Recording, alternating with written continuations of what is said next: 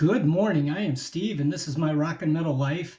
And it's been a hectic weekend. I've been meaning to do this video since Friday, and here we are on Sunday. I've been all kinds of busy and productive, but here we are.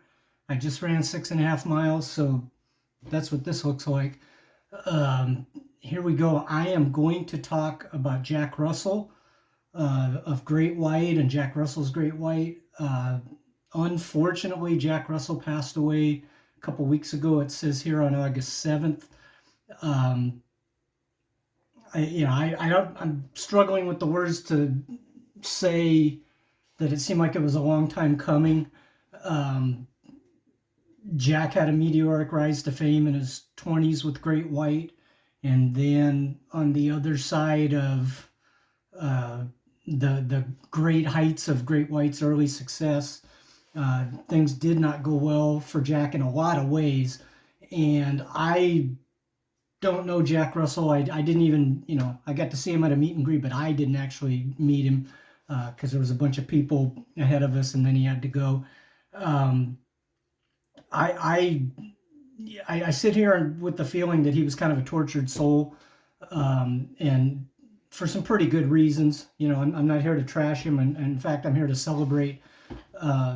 Jack Russell was a one of one. He was, on the personal level, the personality side, he was as perfect to lead a rock band in his era as anybody. He was what Steven Tyler was for Aerosmith in the early to mid 70s. Jack Russell was every bit of that for Great White. Big personality, unbelievable voice. In his day, in his prime, that guy could do just magical things with his high highs that, of course, everybody loves that stuff. Down low, he was really good, and the way he would go between them, it was masterful. I think he found absolute magic with Mark Kendall. Great White was, we sit here and we debate, who was better, who should have been bigger, who, so on and so forth. Great White got all kinds of business done. They did very well out of that whole group that came along. Had a long talk with my son last night, and actually over 2 nights we were talking about, how is it that, Aerosmith and Van Halen got to be bigger than big, and then these other guys came along, including Rat, including Great White, and they were as big as you could possibly be, but for them it kind of went away, and I obviously it didn't go away completely, because I've seen Jack Russell's Great White. I saw several times. Great White with Mark Kendall, and I saw him with Terry Eilis. They're out there. They've been out there touring for years. They both Great White setups. They were drawing audiences. They weren't the arenas, of course, but they tour relentlessly. So obviously there's an audience there. But then again, when Van Halen would come to town, it would be, the hockey arena is where that show would be. And why, this isn't the forum for that. But I do think that, some of those guys handled the come down from, the high life, and, finding out that you're not Guns N' Roses. Guns N' Roses is moving on, and they get to be the Stones. They get to be, the Led Zeppelin of the era. But these other bands, they went back to the clubs. They went back to the smaller venues, and, they put out records and they wouldn't do very well. Well, how can that be? We just went platinum or double platinum or whatever. That's a conundrum, and, some of it I think is just the way it goes. Some of it, I do believe there was a movement to get our stuff out of the way and move on, and that's old, that's an old story that's gone on, since rock and roll ever started. But anyway, I think Jack Russell, it seems to me he struggled with, not having the success. And I haven't read his book. I just ordered it, and I haven't read it yet. But I know, I know Janie Lane had trouble with that. and he had a miserable end. He never, he got into addiction and it got him. And I know Jack Russell struggled with that. And then Jack, after the station fire, I just I can't imagine going through that. And I don't in any way, shape, or form just brush away the victims and say, oh, poor Jack Russell, the victims, uh, you know, like I'm not worried about them. Absolutely not. I don't feel that way at all. I'm saying, what if you were Jack Russell and that happened? Um, to continue on, and it seems like it would be really hard to be the happy-go-lucky, wild, crazy person that he was, fronting Great White. And we're all out of control. We're all doing crazy stuff. Okay, something like that happens. That is just horrific. I wouldn't wish for that to happen to anybody in the venues, and for the band involved. I know people came after Jack Russell, legally, in the aftermath. I honestly don't know how all of that stuff played out. I did hear that they were told not to do the pyro, and then they did the pyro, and whose decision that was at issue. I don't know. I don't know how you deal with that. I see the videos of Jack at the site of the fire the following morning, and it's just in my heart I'm saying, man, get out of there. Don't be out there. But I don't know. I don't think there's a handbook for how you handle something like that. And it's awful. And so that chased him around. His addictions chased him around, and the poor guy ended up with if you look up what he had, the Lewy body dementia. That's no good. My dad died of Alzheimer's, and it was a long, you know, well, in the grand scheme of things, it wasn't really a long ride down, but for us, it kind of was, and his cognitive abilities went away over a period of time, and it was tough. Jack was performing just, not too long before, earlier this year, Jack was performing.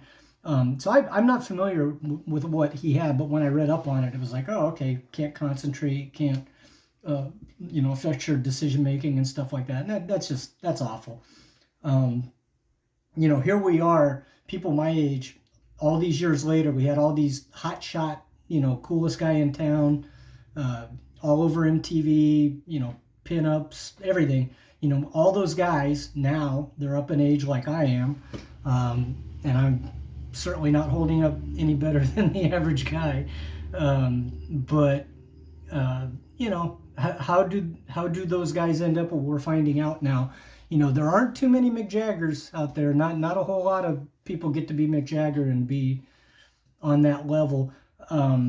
But at the same time, not everybody struggles like Jack did, and it's really unfortunate. It's sad to think that I would like for the guy, after the big heyday, after the platinum records, after MTV said, you guys are gone, I would like him to be Jack Russell for the rest of his life. Be a VIP in any rock situation. Oh my gosh, Jack's gonna get up and sing, and you get to hear that amazing voice. And it seemed like it was a grind, for him. It seems like he went through a lot. Some things probably self-inflicted. um, I don't. I just feel bad for anybody that has a painful, like, miserable end. And again, I don't know Jack Russell. I never knew him, and I haven't read the book yet. I wonder if, because like when we saw him at the shows here, the crowd wasn't the biggest crowd, right? It was smaller venues, but at the meet and greets, people were just lined up to tell him how great he is and how much he meant to him, and you could see he really dug that. He felt great, and he was very appreciative to the fans. He really gave, well, thank you for being here tonight, man. It means everything to me. I remember hearing him say stuff like that. And that's all good and fine. I wonder, like, at night when we didn't have a show today, when Jack Russell was on his own, I wondered, what was, if he had fireworks going off in his head about, the tough times, and, where did the success go, anything like that. And then, of course, you got the station fired, and then he was estranged from the Great White Band. Um, that's a lot to go through, a lot to carry around with you. Um, I I think highly of him. I thought highly of him then. I think highly of him now. And the last week or two, getting ready to do this, I've been going through the Great White catalog, and man, hard to imagine that I would sit here and say, he's even better than I thought he was. And you sit here and you listen to this stuff back to back, and you just, especially considering that he's gone now, and it's like, man, how did he do that? Man, I mean, he had the voice. I mean, he had just such an amazing voice. Could do anything with it. And the stuff that Mark Kendall was coming up with on guitar, you couldn't have picked a better guy to go over the top of it. If I was going to criticize anything about Jack Russell at all, it would probably be, and it's of the era. A lot of songs about chicks, and just a lot of like love song kind of stuff too. Great White to me was just a powerhouse when they were doing the hard rock, the heavy stuff. And I get that they were fantastic at the clean, the acoustic, the more folksy stuff. They were great at that. But for me personally, I'm Lady Red Light, Rock Me, that kind of stuff. That's what I really liked. I'm going to go back now for my little journey with Great White, and it's kind of weird. It's kind of strange. I've got scant few items here to share. If we're going to go back, to cassettes, and I've got Twice Shy on cassette, and I don't have Once Bitten. And then this is kind of a weird deal. This is a live album that came out in 1988. When I went through my cassettes this morning looking to see, if I could find what I had, I don't remember buying this. I don't know where I got this. And I got a feeling, that being the case, I think somewhere along the line, like in a bargain bin somewhere, this thing was like 99 cents. And I said, oh, I never heard that. And I bought it, and I probably never played it. It was like the last, vestiges of me playing cassettes. And then at the time that it came out, I bought this, the videos. And it's got Face the Day, Since I've Been Loving You, Save Your Love, and Rock Me.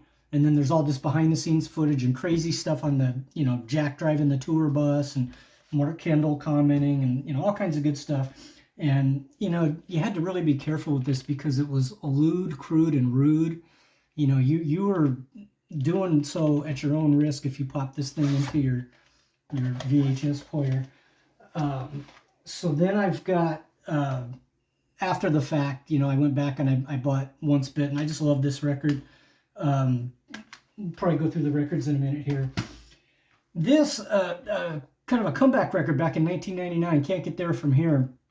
It's got a lead-off song, Rolling Stone, which it's a really good song, and it's probably, I don't like much of what's on here, and I'm going to get into that, down in a minute here. And when I say I don't like, I shouldn't have said that. I don't care for it. It's good. But it's different. It's not the hard, heavy Great White that I like. And I'll touch on that point a little bit further. And I just got one ticket to show. This is in 2008. Went to the big Fresno Fair and saw Bret Michaels with Great White opening. And so let me go down my concert list now. Interesting story. July 9th, 1989.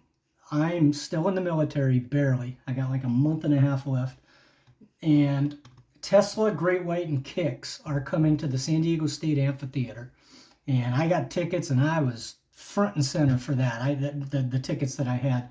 These were just brilliant tickets. It was one of those deals where I went down there the day, the warehouse opened up, and went to the Ticketmaster counter, and I got beautiful tickets. And then, as often happened with the Navy ship that I was on, our captain thought any time spent tied to the pier in San Diego was wasted time. And so he was always looking for blah, blah, blah, blah.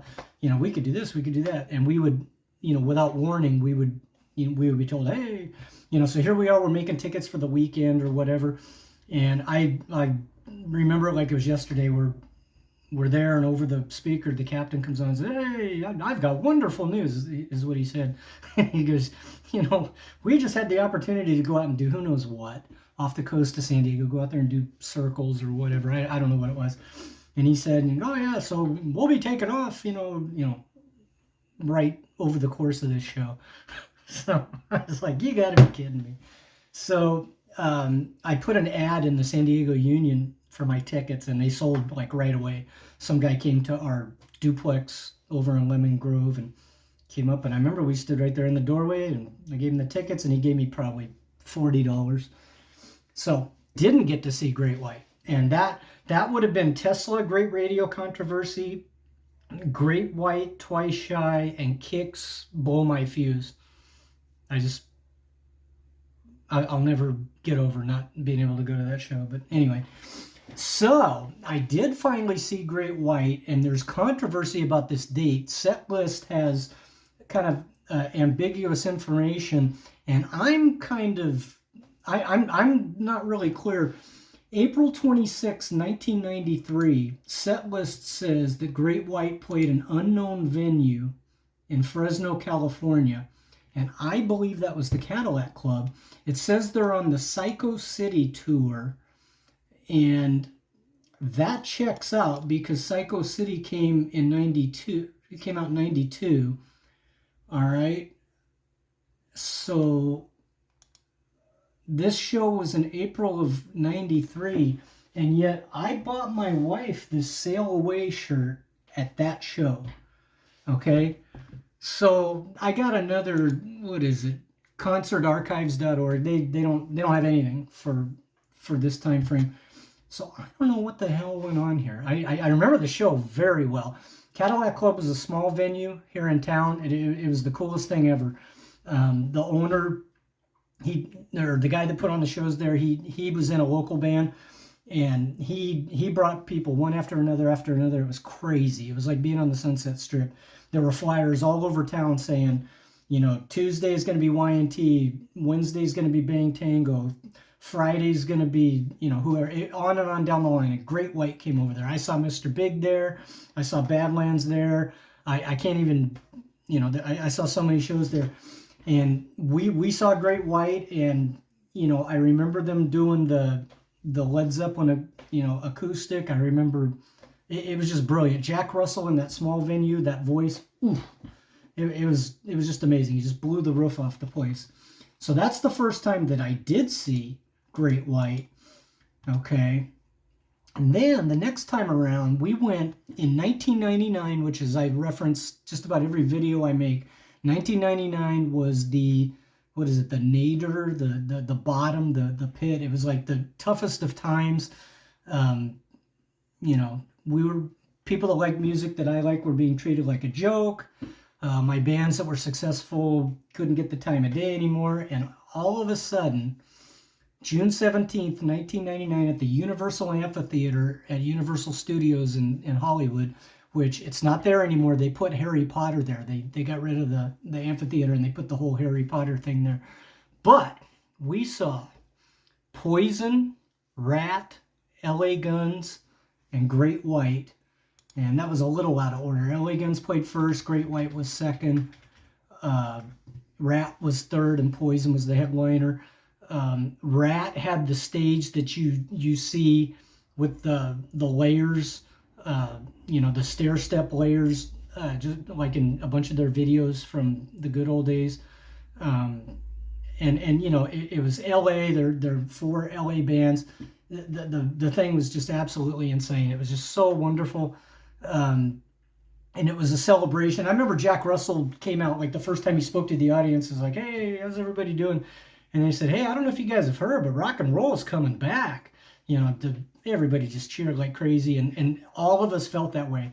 At that point, what it had been like 6-7 years since our music was the coolest thing according to everybody. And we felt like it had been forever. It's like, oh my God, what happened? Where did it all go? And this night at Universal Amphitheater, all was right with the world. It was just perfect. All 4 bands played great sets. LA Guns had Jizzy Pearl singing with them.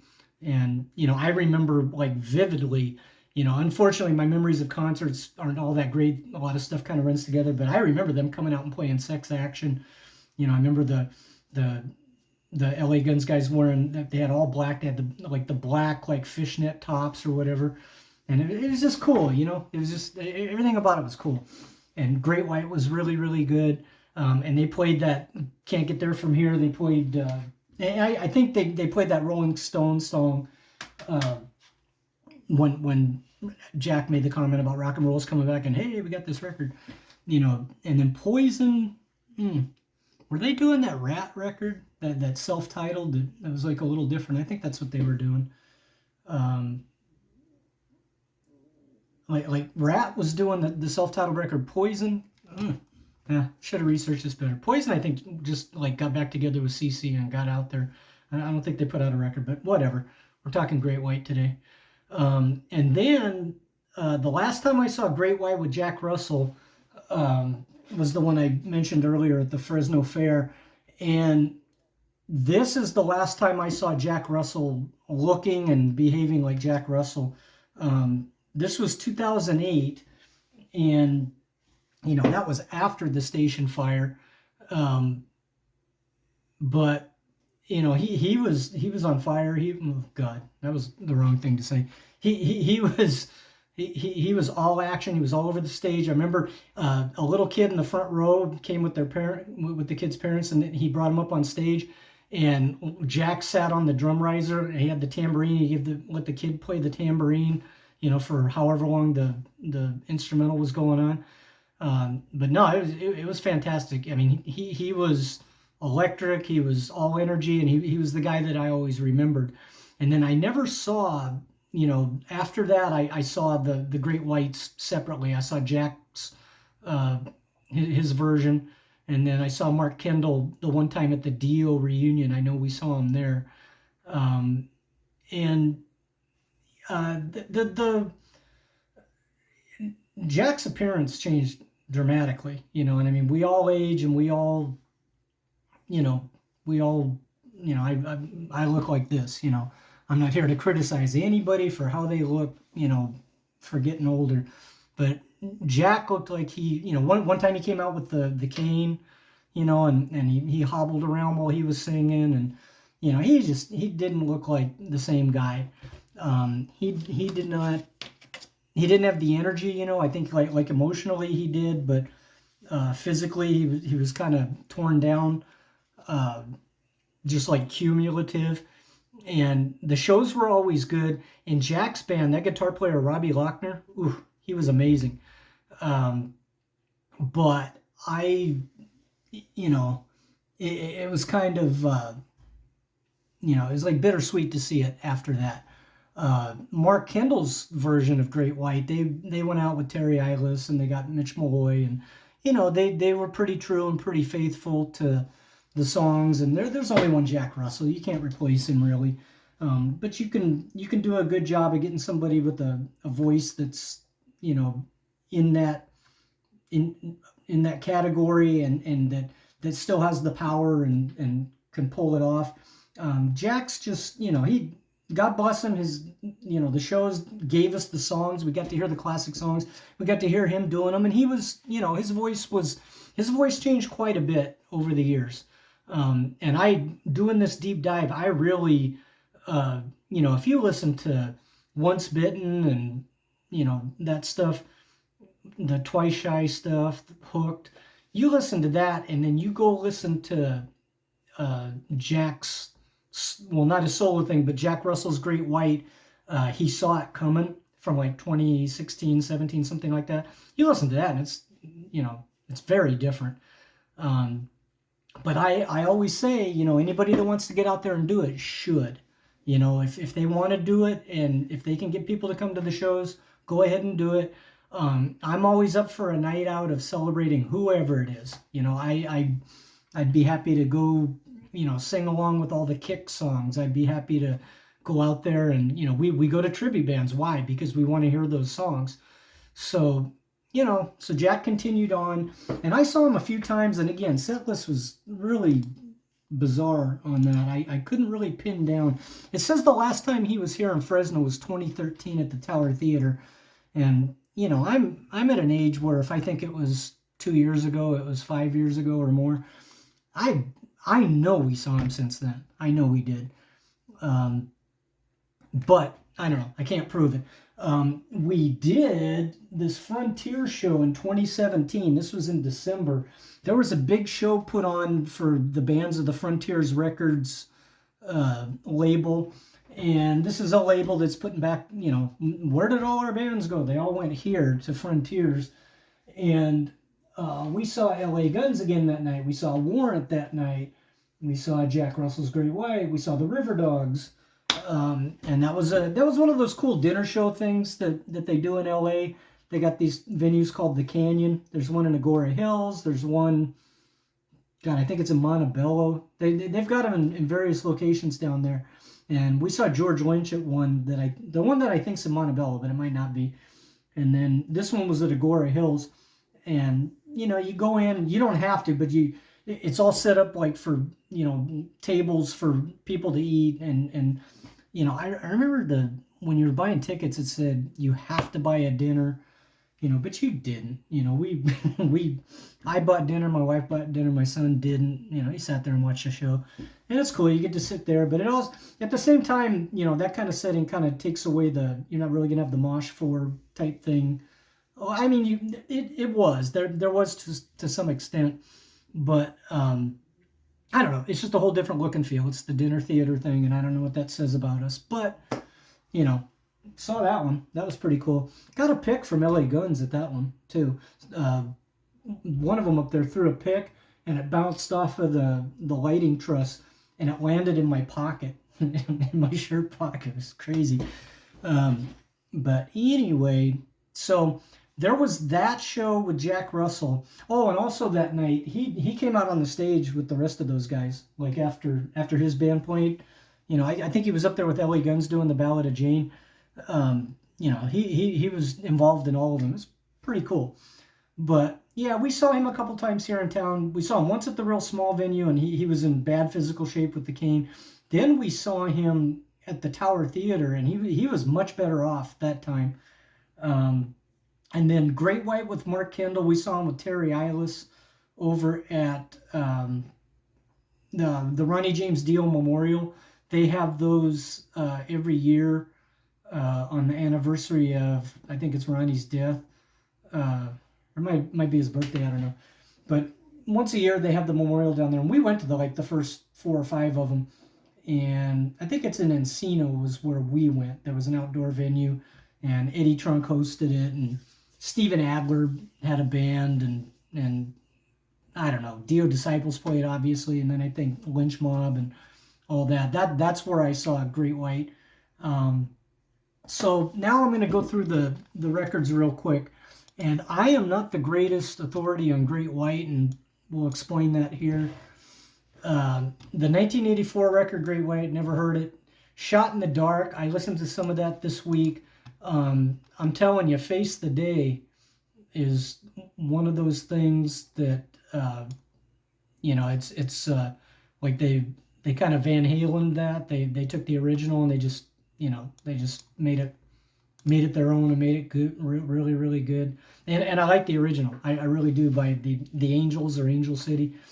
And then you get into Once Bitten, and this thing's a powerhouse. This thing's just, kind of like a greatest hits record. Lady Red Light,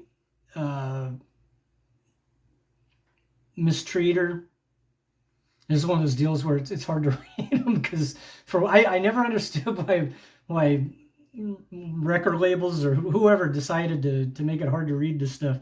Kind of funny, but Save Your Love, Rock Me, Gonna Get You.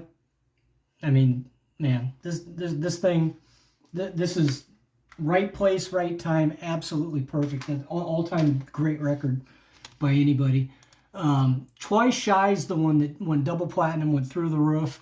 I bought it on cassette and I played it at the time.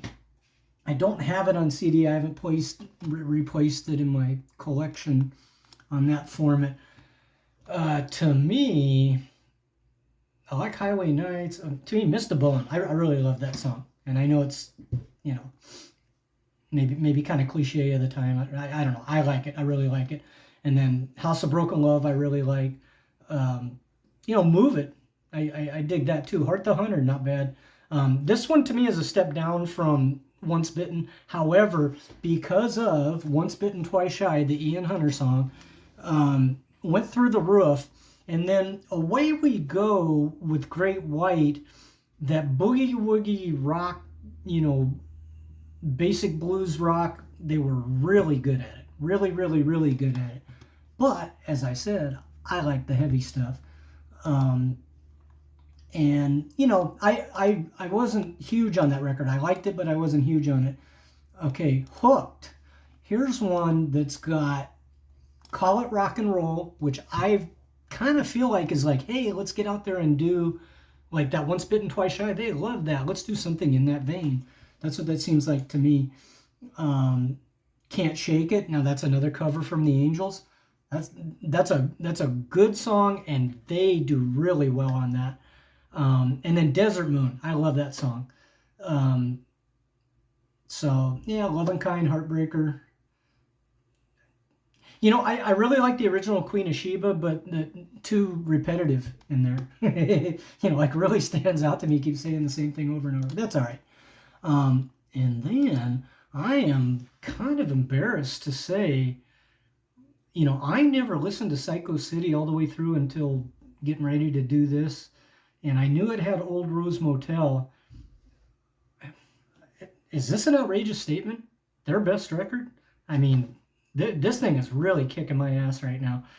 It starts out with 4 really long songs. And I guess not Led Zeppelin level. I don't know, kind of. Psycho City, 6 minutes and 7 seconds. Step on You, 5:50. That's not crazy long. Old Rose Motel, 7:24. Maybe Someday, 7:24.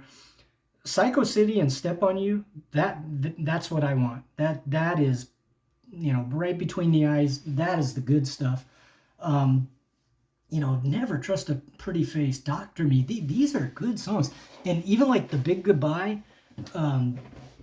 If you're like, oh no, the power ballads, why do all these bands have to do the power ballads?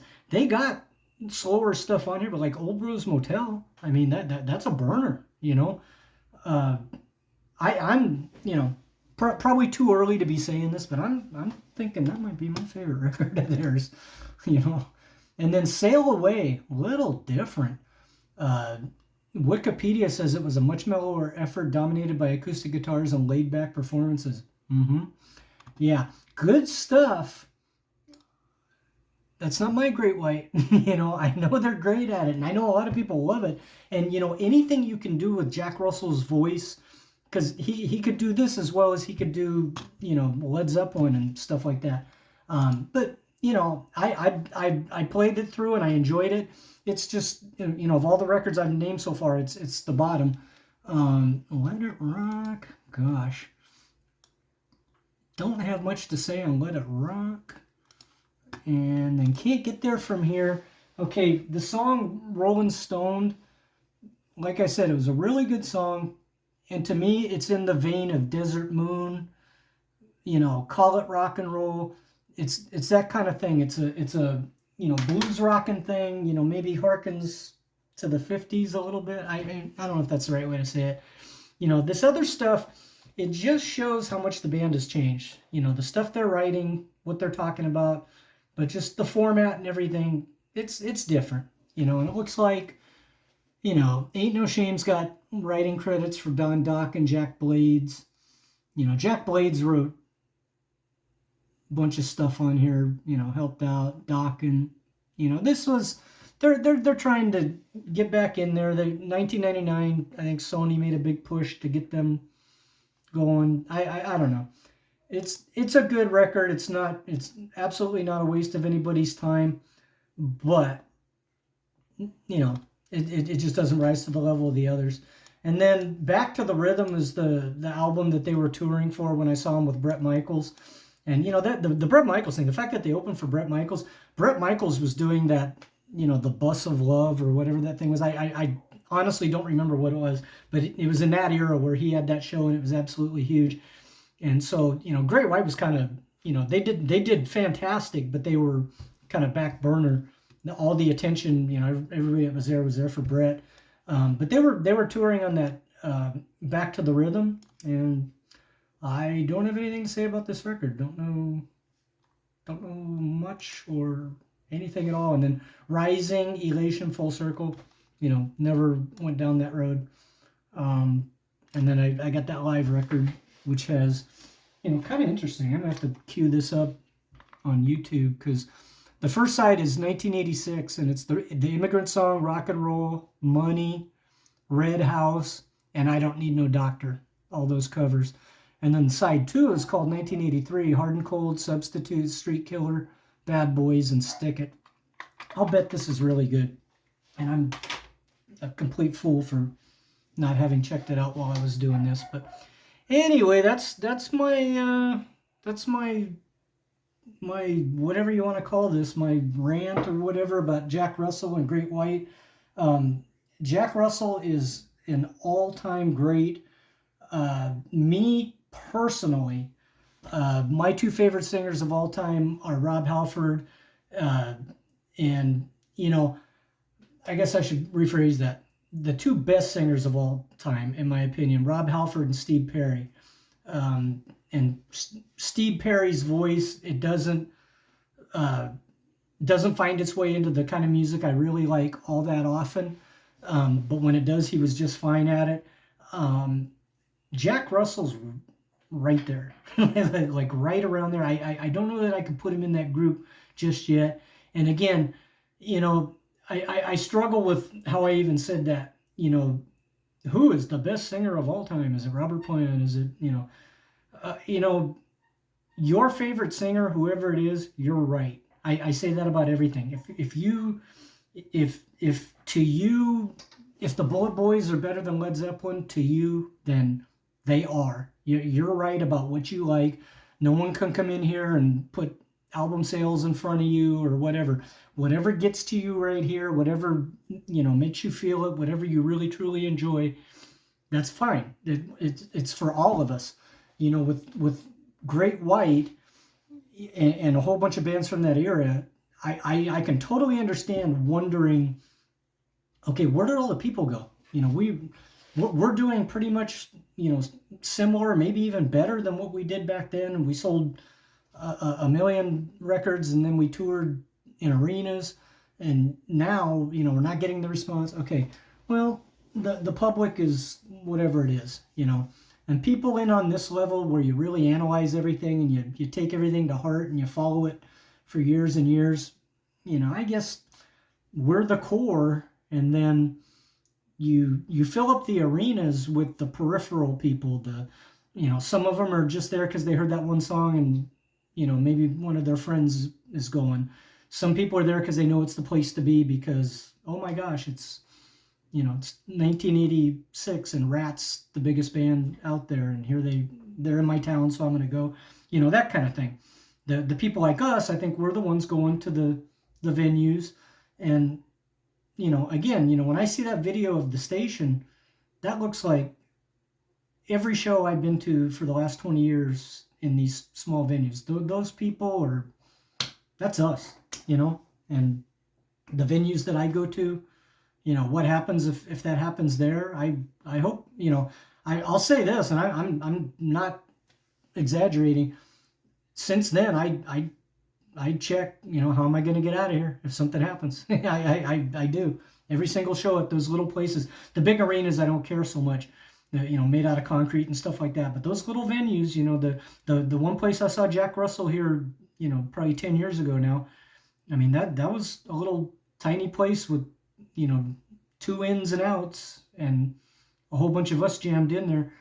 I think about it, and that's what's so sad is the people that love him the most, that's who that happened to. And so here we are, all these years later, and people like me, they sit around there, why doesn't my music get any respect? It does. it gets respect from the people we want it to. You know what I mean? You know, anybody that's going to watch this video, you know, we're speaking the same language. So, hey, I'd love to hear anything anybody has to say, you know, about Jack Russell Great White, any experiences. Um, I'm, you know, this is just such a weird one for me because there's so much heavy duty stuff in it, you know, so heavy subject matter. I got all the love and respect I can possibly have for Jack, his family, you know, the people we mentioned earlier, the victims of the tragedy.